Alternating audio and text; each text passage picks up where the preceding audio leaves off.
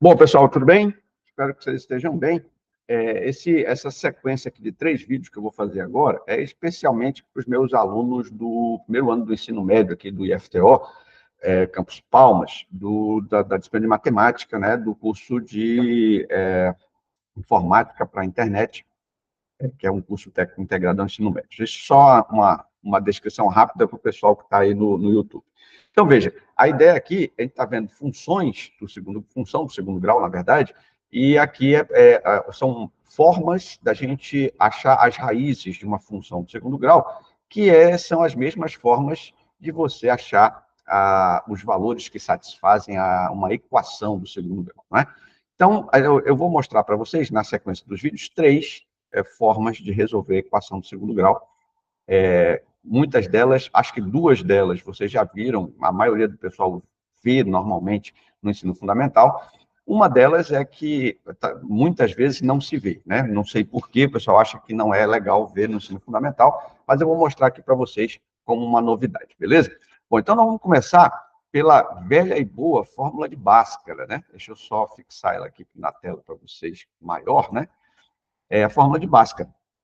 Então, como para o vídeo não ficar longo, e provavelmente muitos de vocês já conhecem, né, a fórmula de Bhaskara e tudo mais, eu vou fazer baseado em exemplo, tá? Então, eu tenho um exemplo aí, que é essa equação que você pode estar vendo aí, ó. Opa, deixa eu só trocar aqui para a canetinha. Essa equação, tá? Que é a equação que nós vamos trabalhar como exemplo. X ao quadrado menos 8 raiz de 2x mais 16 igual a zero. Lembra que se eu tirar esse igual a zero e botar um f de x igual a tudo isso, isso aí passa de ser uma equação para uma função. Quando a gente quer achar as raízes de uma função, você iguala a função a zero. Ou seja, as raízes de uma função são os valores de x que levam o valor da função para zero. Por isso que a gente chama de zeros da função, né?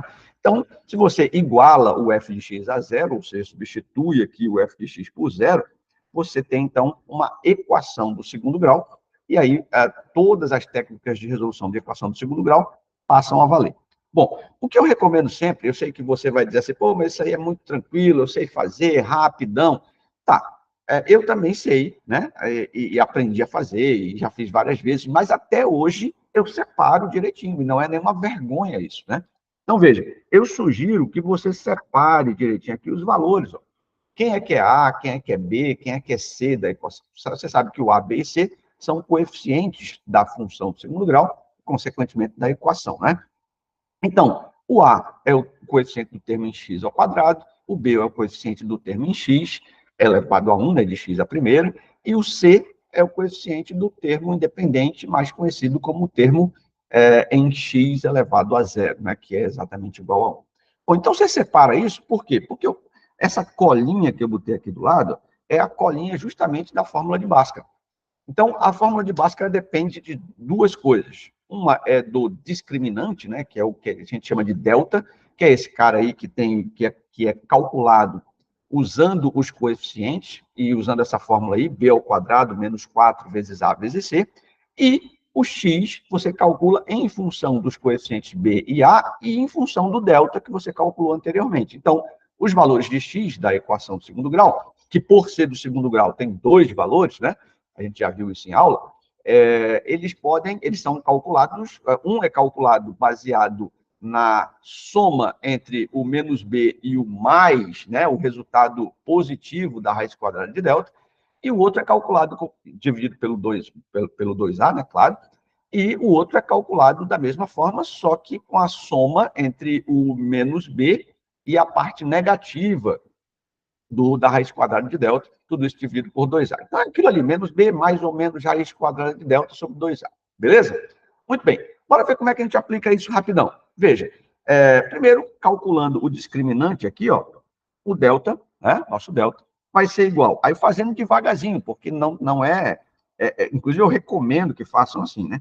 Então, você pega o b, seguindo aqui a nossa cola, tá aqui, ó. Então, o delta vai ser o b ao quadrado, então o b ao quadrado é menos 8 raiz de 2. Então, tudo isso ao quadrado, menos o 4 vezes o a, que é 1, vezes o c, que é 16. Beleza? Bom, como é que eu elevo esse menos 8 raiz de 2 ao quadrado. Como o 8 está, o menos 8, né, está multiplicando a raiz de 2, você sabe que existe uma propriedade da potência. Quando eu tenho uma multiplicação elevada a uma potência, você pode distribuir esse expoente pelos dois números que estão multiplicando. Não é? Então, ali a mesma coisa que você fazer o menos 8 ao quadrado e vezes a raiz de 2 ao quadrado.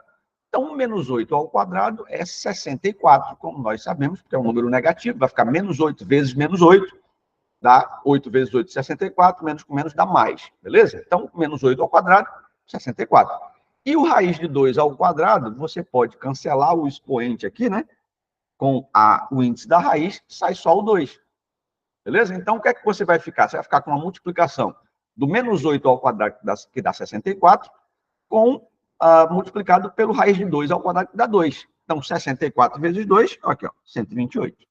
E essa multiplicaçãozinha aqui, ó, 4 vezes 1, 4, 4 vezes 16, 64. Então, o teu delta vai ficar resumido a 128 menos 64, o que vai nos dar 64 como o valor de delta. Beleza? Bom, valor de delta, tranquilo, calculado. Agora vamos calcular as raízes. De novo, vamos voltar para a nossa colinha aqui, ó. Vamos usar agora os valores de x. Então, o meu x, como você pode estar vendo, olhando para a fórmula lá, vai ser menos o b. Olha, lembra que o b é menos 8 raiz de 2. Então, coloco parênteses para não esquecer de fazer o jogo do sinal. Beleza? Mais ou menos a raiz quadrada do delta, que é 64, o delta é 64, sobre 2 vezes a, onde o a é 1.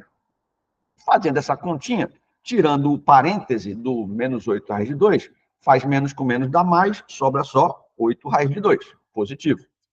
A raiz de 64 é 8, mas veja, como eu tenho mais ou menos ali na frente, eu vou usar, para encontrar a primeira raiz, eu vou usar a parte positiva dessa raiz quadrada de 64, que no caso, a raiz quadrada de 64 vai ser 8, mas eu vou considerar a parte positiva, que é o mais 8, para achar uma raiz, e a parte negativa, que é o menos 8, para achar outra raiz.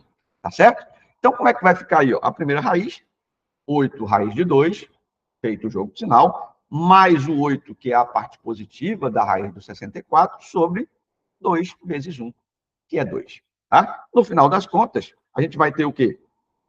Na primeira raiz, nós vamos ter, no final vai ficar, se você somar essa parte positiva, vou ficar com 8 raiz de 2 mais 8 sobre 2. Posso acabar aí? Posso, mas, como eu digo sempre em aula, não precisa você calcular valor de raiz de 2, ir lá para número irracional, não precisa. Mas o que precisa é você simplificar o máximo que puder. E aí, em cima, por exemplo, nesse numerador dessa fração, você nota que eu tenho um fator comum, que é o 8. Então, eu posso colocar o 8 em evidência, que foi exatamente o que eu fiz aqui. Ó. Colocando, por que o 8 é fator comum? Porque ele está nas duas parcelas, né? Está tanto no 8 raiz de 2, como está no 8 normal. Né? Então, o 8 está nas duas parcelas. Se eu colocar o 8 em evidência, o que é que eu vou fazer? Esta parcela aqui, eu divido pelo 8, sobra só quem? Raiz de 2. E essa outra parcela, que é o 8, eu divido pelo próprio 8, sobra só quem? 1.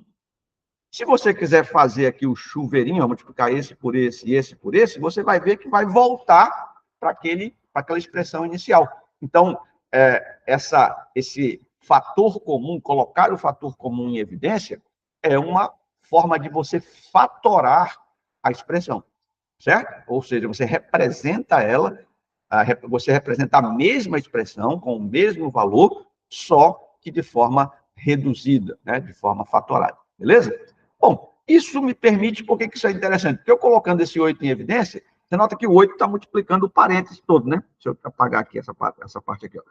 Está multiplicando o parênteses. Ora, se eu tenho em cima uma multiplicação, eu posso, então, simplificar, né? Esse camarada com esse. Ou seja, eu simplifico os dois, o numerador e o denominador, por 2. Embaixo vai ficar 1, não preciso colocar, e em cima fica 4. Então, resultado, a primeira raiz da minha equação é 4, que multiplica a raiz de 2 mais 1. Posso deixar assim?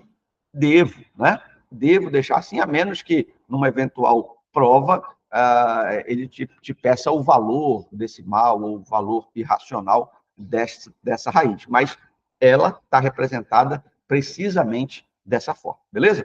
A outra raiz, você segue o mesmo processo, só que em vez de você considerar o mais 8, que é a parte positiva da raiz quadrada do delta, que a gente calculou, você considera o negativo. E faz o mesmo processo. Nota que a única coisa que muda aqui, ó, aqui é mais, aqui é menos. Ó, aqui é mais e aqui é menos.